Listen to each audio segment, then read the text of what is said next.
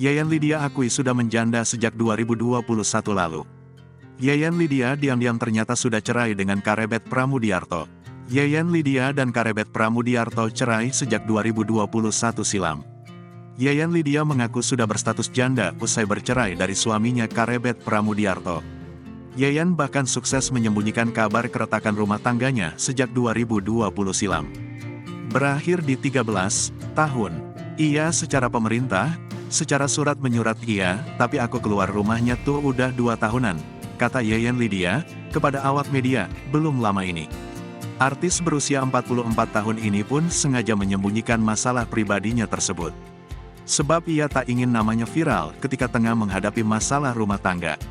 Ia memang senyap karena saya pun memang gak pernah ada gosip aneh-aneh kan, memang jadi aku tuh bukan tipe yang gak mau bikin masalah.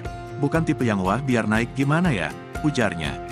Aku lebih suka ya tadi, jalan aja, kenyataannya aku masih bisa jalan sampai sekarang, masih bisa mengerjakan pekerjaan aku sampai sekarang, itu udah cukup.